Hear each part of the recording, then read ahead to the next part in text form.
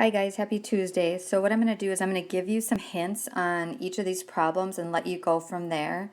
And then I will eventually upload the answer keys, maybe Thursday, Friday. I have them done, but I want you to try them. So what I have here is I'm going to read these and help you figure out the hardest thing on this first problem is the sunspot problem is figuring out the period.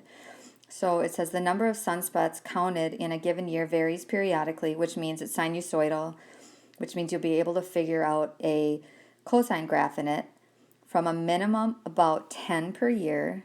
So that's key. Minimum of about 10 per year to a maximum of 110 per year. So there's your minimum, there's your max. The maximums occurred in the years of 1750 and 1948. So it tells you when the maximums occurs. Well, those are extreme years between them.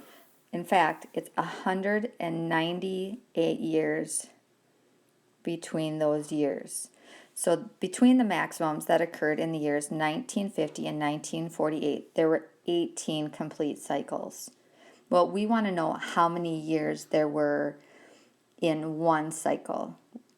So if I take 198 years and divide it by 18 cycles, we will find that there's one cycle,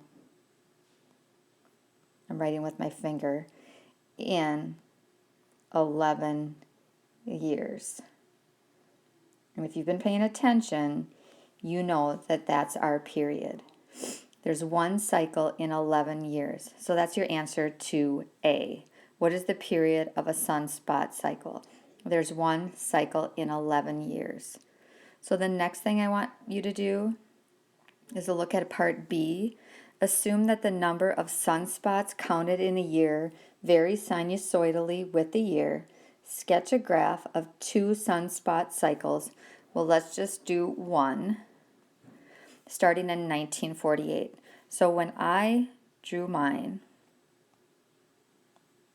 I drew my X and Y axis, I just put 1948 right here. And then went from there.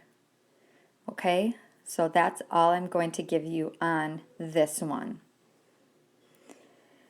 You do not have to do part E because we don't know how to use our graphing calculator completely yet. You should be able to do everything through D.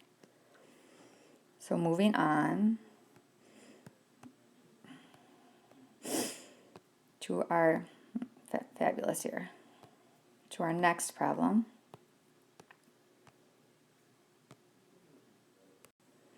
Number 2, the naturalists find that the populations of some kinds of predatory animals vary periodically. Assume that the population of foxes in a certain forest vary sinusoidally with time. Again, that means you can find a cosine or a sine function in these problems. We're always going to do cosine. Records started being kept when time equals 0 years. It gives you a lot of information right here. Okay? I'm going to tell you right now, this is going to be an inverted cosine graph. So it's going to look like this. You do not have to do part D, so you can cross that out. I could care less if you, color anything in red, which wouldn't make sense anyway since we're not doing part D. So I think you will do a great job with this. I don't see anything in here that's too overwhelming. So that should be some good problems to do for Tuesday. And when you get done with these, you can work on your retest reviews. So good luck, and we'll talk later.